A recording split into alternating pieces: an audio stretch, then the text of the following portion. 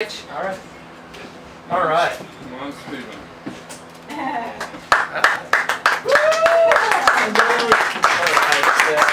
He's used to talking to people.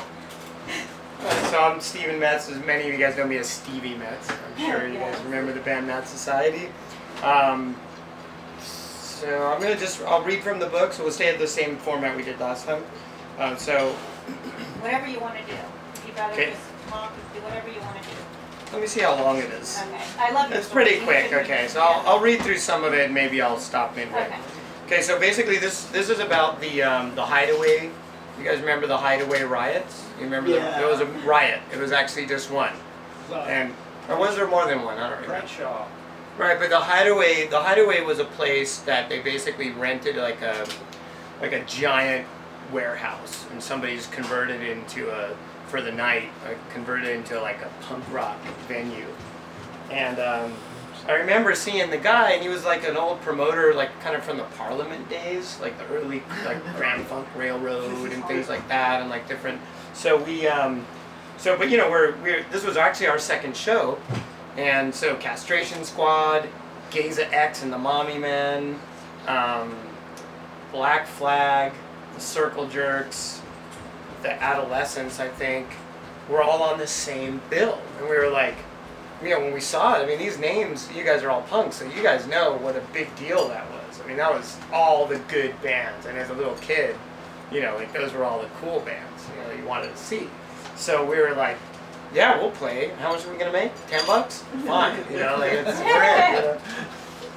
All right, so it reminds me of like some of the races that I'll do, and it's like, well, I get to race, you know, so I don't care whether I win or whatever, or get paid. It's I get to actually be on the course and thrash around. Okay, so club promoter known for promoting very famous shows during the 70s decided to take a shot at the LA punk scene.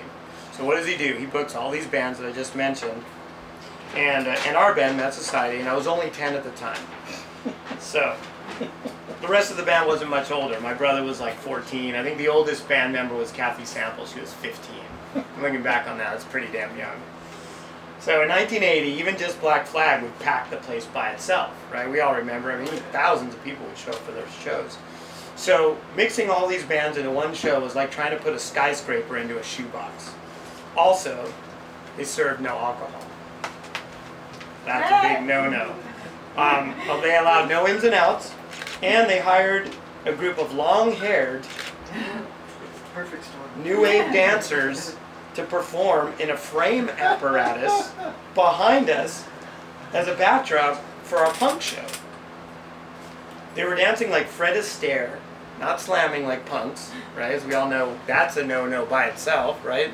And they did this at a time when, really, like, if you didn't have cut hair, you got beat up, pretty much, right? It was at that same era, that kind of 1980. You know, you don't know this crowd like I do, right? I'll take care of it, don't worry about it. I've been doing this for years. He was a sort of flamboyant, you know, African-American guy. He's like all dressed in tights and, you know, the like. I know what I'm doing. So there's an old saying, and I think it's Germanic. It's geh gesundheit. And it means, basically it means move aside, may the way be with you. Please, step aside. There's someone behind you that will heed my advice. Okay? Castration Squad went on with no issues, no dancers. I was really happy. Punks were slamming, the show was going great. We went on the stage, and while we're playing our tune Napalm, I don't know if you guys remember that song. Napalm, Napalm.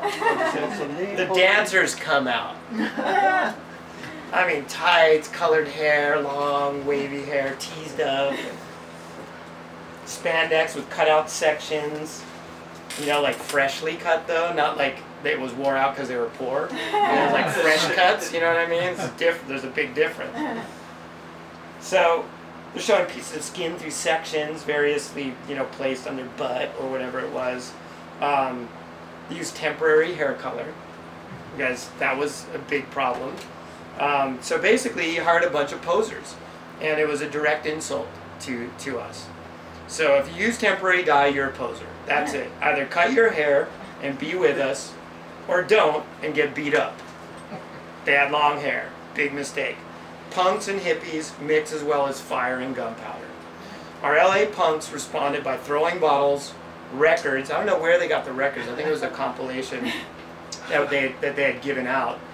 And they were flying, you know, past my head, like over my head mainly, and hitting the dancers behind us. Needless to say, the dancers ran off the stage. And I think I actually turned around. I was like, get, you know, oh no. Yeah, I was shocked, and they were throwing stuff, so I kind of stopped. I was like, what's going on? And they said they're throwing them at the dancers. Don't worry, they're not going to hit you. But meanwhile, there's bottles whizzing by my head. So we played about 2 more songs, and next thing I know, the wall at the front of the room gets kicked down and lit on fire. After they broke down the door. After they bashed in the combination, after they had bashed in, okay, so it says, the combination of no alcohol and no ins and outs caused a lot of anger at the entrance. And lots of burden.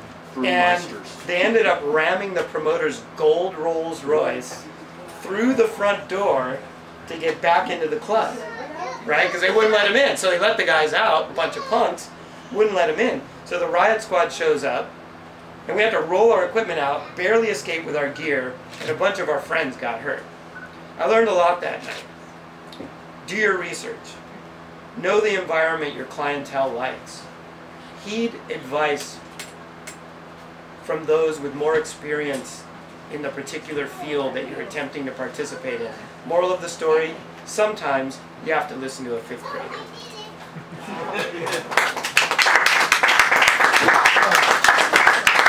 So that's the little excerpt from the book. It's funny that I still remember that stuff being like I was really young, but I remember really feeling strongly about it and then seeing this stuff come to fruition.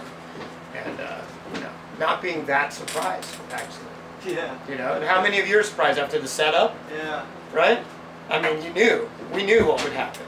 It's like if you have a friend with long hair who come, you know, which now is no problem. I mean, even Alex Gonzalez has long hair.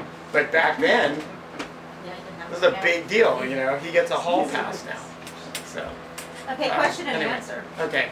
Okay, how were you able, at 10 years old, to get out of the house? Because I couldn't get, at 15, I was fighting my parents, I was sneaking, I was lying, I was doing whatever I could. Yeah, you know, it's funny because that's often one of the big questions that people have. And honestly, I mean, now, it's still kind of crazy. Well, my mom was single, and we didn't have tons of money growing up. You know, at one point we were so poor, and this is actually a true story, she'll deny it, but we were so poor we rented out our 1-bedroom, in our 1-bedroom apartment. So we didn't have a bunch of like support systems around us, to say the least.